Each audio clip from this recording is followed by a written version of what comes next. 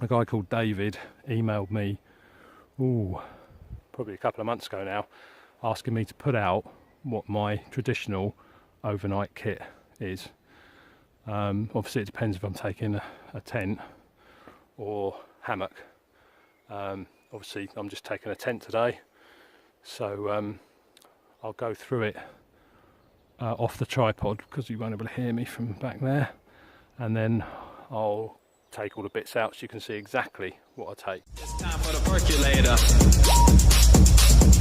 It's time for the percolator. It's time for the percolator. Spare clothes bag. That's just got really warm socks, a fleece and a she-mag thing. That there is electrical, so a charger for your phone or whatever, Olight torch, lantern torch, spare batteries for my head torch and my head torch. Here's my Wild Country Terra Nova Zephyros 1 tent. Very light. It's like, even with all the poles and that, it's like 1.5 kilos.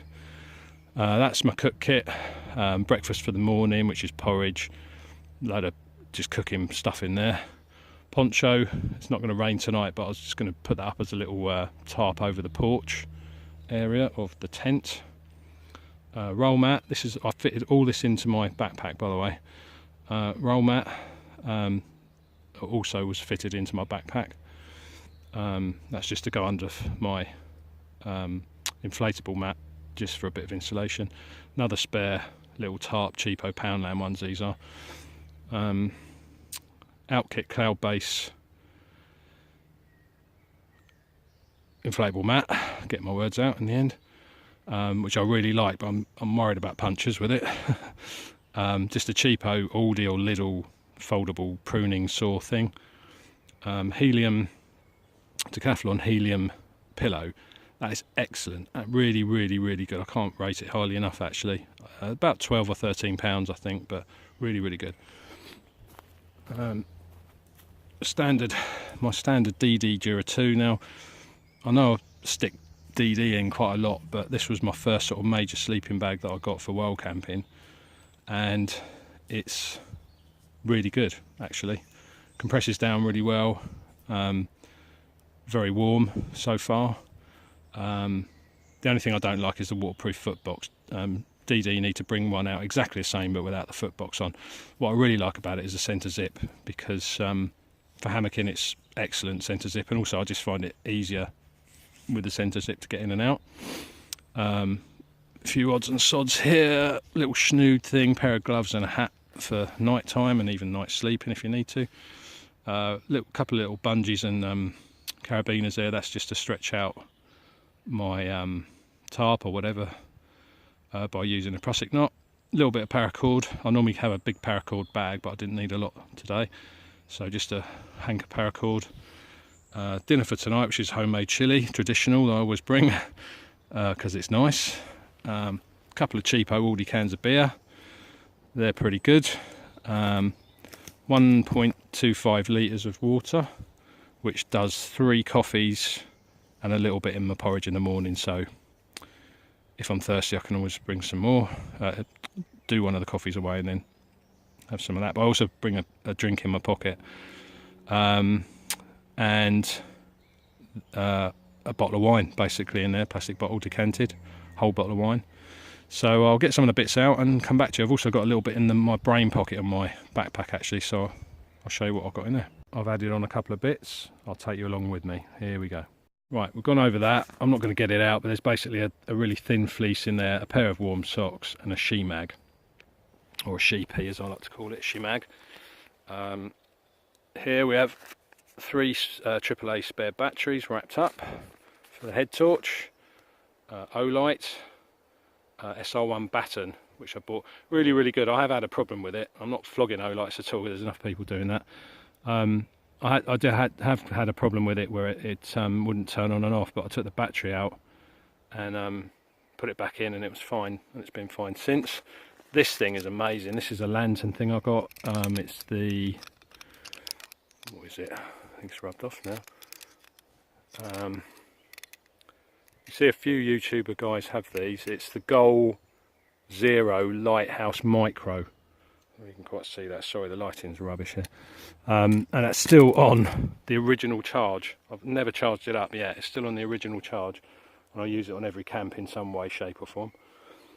Just a small Energizer battery charger that charges my phone up. Used to do it about twice. It does it about 1.5 times now, so that's enough.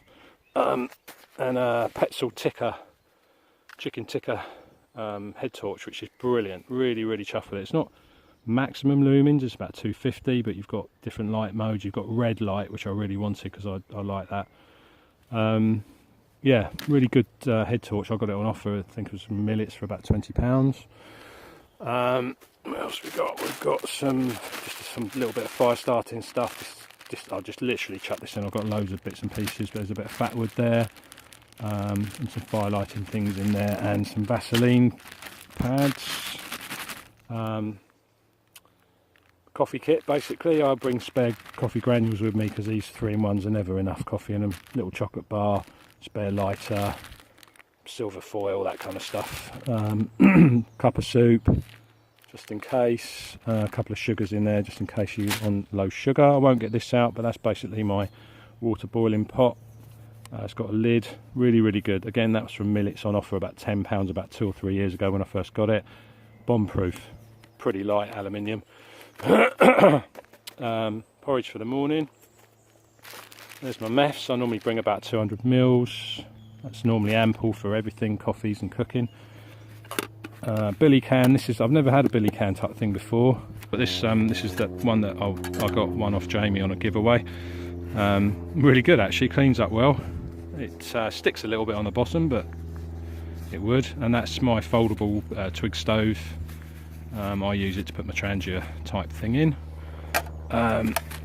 Titanium spork, really. Titanium, is it worth paying all that money for? And I can't remember how much this was. It was from Outkit. It's really good, but if you're using it on non-stick surfaces, it scrapes the non-stick off, so that's a bit pants. What else we got? Done those bits. There's my dinner. Chem light. I always bring this. My son bought me this actually for a birthday or Christmas. I don't know why I bring it. I've never used it, obviously, but it's there just in case of emergency lighting, I suppose. I bring a range of different knives. This one's the Gerber Gator I brought today. Had this absolutely yonks. Got a really lovely rubberized handle, and even when it's really wet, it's solid, doesn't slip. The only thing I don't like is the serrated blade, but at the time when I bought it, I just fell in love with it. Really quality build. Haven't battened with it. I don't think I'd want to, but it probably would. You'd probably be able to do a bit of battening if you wanted to. But a locking blade. There you go. I can open it one-handed and flick it. But that goes in its own little case there. That is some duct tape just wrapped around a old credit card or debit card or store card or my porno membership card, something like that. That's always handy just in case you get leaks, punctures, want to repair something, can't beat a bit of duct tape. First aid kit, tiny, purely because I don't use axes and things. It's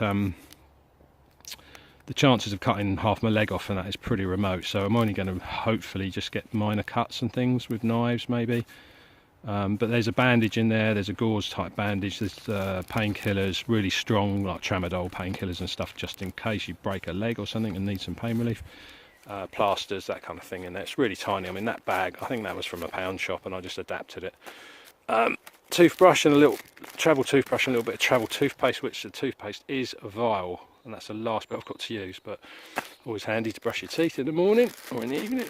And my shit kit is the last thing I've got. Fortunately, haven't had to use it yet. All the times I've been wild camping, I have not had to have a poo in the woods, which I'm quite pleased about, or on the beach. So there you go. I won't go into too much detail, but you know what that's for. There's wet wipes and some little bit of poo roll there if you needed to go. So that's it. That was all in there. And there was a little bit of room to fit a little bit more in, but Hopefully that's answered your question, David. That's just a typical kit. Obviously what I would normally do if I'm hammocking, the tent wouldn't be there and the poncho wouldn't be there. I'd have a 3x3 tarp, which you've already seen me use.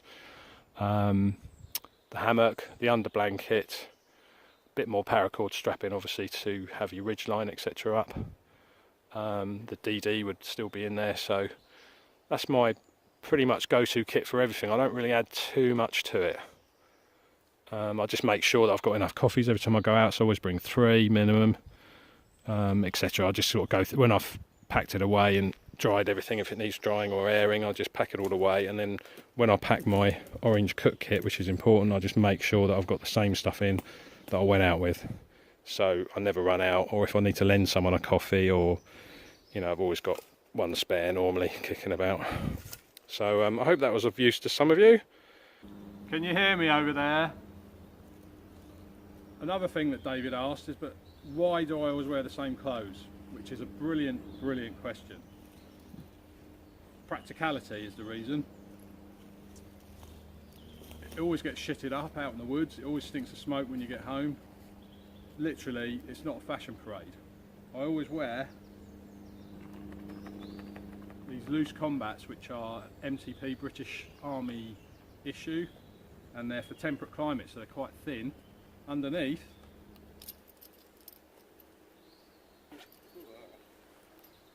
thermals. Always wear some thermals. Even in the summer, I'll bring thermals with me and put them on later on. T-shirt is an old thermal t-shirt I had from my snowboarding days. That is bulletproof, bomb-proof. It just goes on forever and ever and ever. Not very fashionable, but it's basically just a thermal top. And then on top of that, I normally have my North Face dry fit, which is good in the summer also to protect against bugs and stuff biting you, but it's just another layer. It's all about the layers. Hoodie will always be either my North Face, which again I've had for years. It's a bit big for me now because I've lost a load of weight. Same with this. I always need to have my North Face, which is very windproof, very warm actually, or this workwear top, which is extremely windproof. Got thumb holes, keep your hands a little bit warmer. Hood, you can do it right up, and very warm actually, from Aldi, however you say it. Wasn't a lot of money, I think it was about £9, something like that. But their workwear stuff is ideal for stuff like this because I don't really care if I rip it, scrape it, burn it, whatever. And also it's resistant to sparks from the fire. All the fleeces I've got, that I used to use, have got burn marks all over where they've caught a spark somewhere. So that's basically what I wear, and a pair of thermal socks, and at the moment I'm sporting the Morels shoes, really because they're warm, they're waterproof because I waterproof them anyway, and yeah, they're just a good all-rounder. So there you go, that's my complete and utter one night wild camping kit.